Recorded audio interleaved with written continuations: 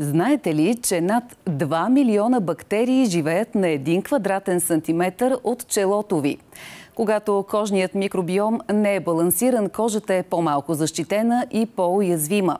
Как да поддържаме този баланс и да се справим с чувствителната кожа? Отговорите след секунди.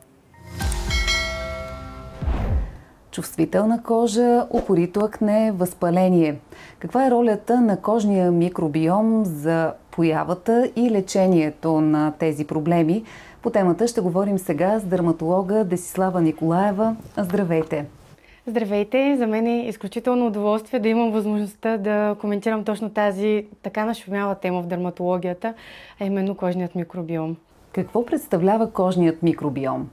Кожният микробиом всъщност е целият свят от микроорганизми, които населяват нашата кожа. Ако сравним кожата с земната повърхност, това са всъщност всички живи същества, които са по нея. Те биват вируси, бактерии, гъбички, дори някои акари и всичко това формира една цялостна екосистема. Тази екосистема ни пази от вредни външни вещества, от други вредители и поддържа имунитета както на кожата, така и на целия организъм. Нека да кажем какви са основните фактори, които водят до нарушаване на тази кожна бариера. Напоследък факторите стават все по-различни и може би това е свързано с начин на живот.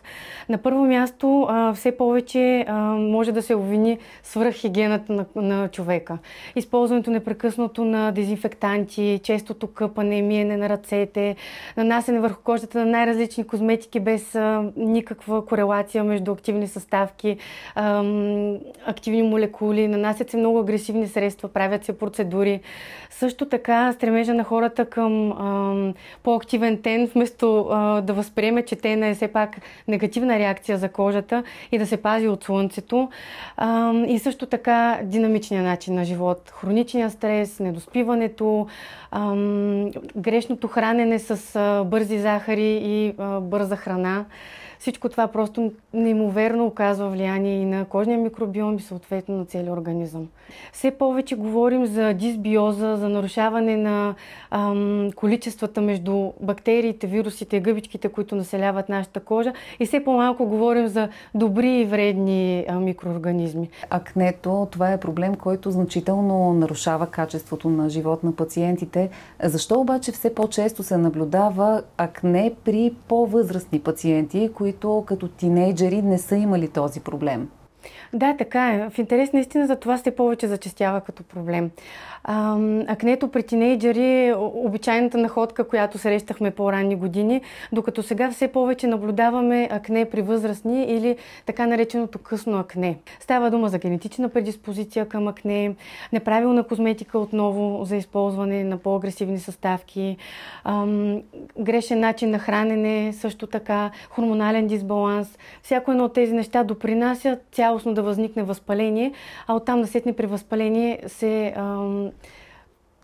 нарушава и отново микробиома на кожата, което пък допълнително потенцира влошаването на акнето. За акнето си имаме един бактерий, който е доста свързан с тази патология. Става дума за Cutibacterium acnes. Това, което трябва да знаем за него обаче, че той всъщност е нормален обитател на нашата кожа. Не е нещо, което не се среща при хората без акне. Това, което се случва при акнето обаче е при запушването на самата пора, при изливането в свръхпродукцията на този мастен секрет, се променя цялата микросреда в костмено-масния фоликул като цяло. И тогава този Cutibacterium acnes, само някои негови конкретни щамове почва да стават в по-голямо количество и, така да се каже, доминират над всички останали видове и потенцират да става възпалението все по-голямо, което резултира в съответните пъпки, обриви и дискомфорт. И сега въпрос, който със сигурност вълнува всички зрители: как да възстановим здравето на кожния микробиом? На първо място с щадяща грижа.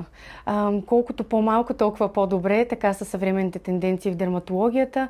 Необходимо е едно леко почистване с нежен продукт след дългия ден обичайно и сутрин и вечер трябва да се нанася хидратираща стерилна козметика, за да може полека-лека да се изгради отново тази кожна бариера и да се модулират микроорганизмите по кожата. Трябва ли да избягваме определени химикали в козметиката, която използваме? На първо място трябва да се внимава с добавки от типа на никел, което се съдържа в цветната козметика, консерванти от типа на катон седи, парабените, които споменах, бои, отцветители, всяко едно от тези неща може да раздразни кожата.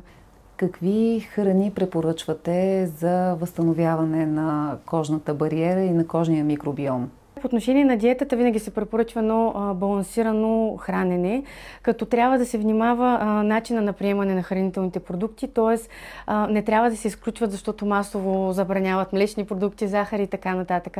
Всяко едно от тези неща има своите полезни свойства за организма, но трябва да се внимава в каква поредност се приемат хранителните вещества, като въглехидратите винаги се стремим да са накрая, все пак да не прекаляваме с бързите захари, така нареченият junk food, бързите храни по възможност да се избягват, защото цялостно не влияят добре на хормоните в организма и съответно да се стремим и към повече спорта, не само да гледаме храната и така да се вторачваме в по-малките детайли, защото организма е една цялостна система и практически трябва да се грижим за всеки един аспект от нея. А по какъв начин може да намалим чувствителността на кожата? Какви са стъпките? Дерматолозите винаги в такива ситуации на чувствителна кожа препоръчваме на така наречената кожна диета. Махаме всичко агресивно, всякакви продукти, които пациентът е използвал и минаваме просто на нежен почистващ препарат и хидратация с специална козметика за нетолерантна кожа сутрин и вечер.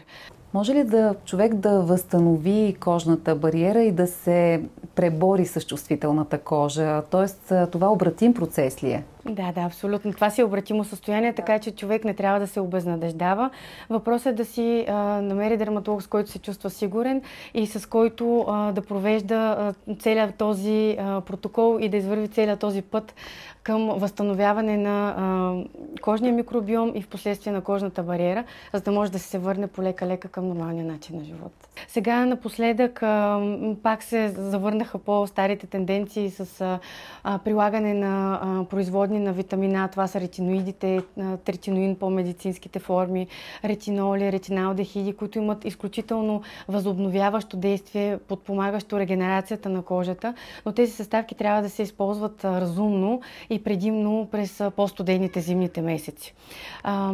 Трябва да се набляга през по-топлото време на по-богато хидратиращите и регенериращи продукти, които съдържат хиалуронова киселина, витамини, антиоксиданти. Просто трябва винаги когато се говори за анти-ейдж, да се направи един цялостен протокол за грижа през различните сезони. Много ви благодаря за този разговор. За мен беше удоволствие. Благодаря и аз още един път за поканата.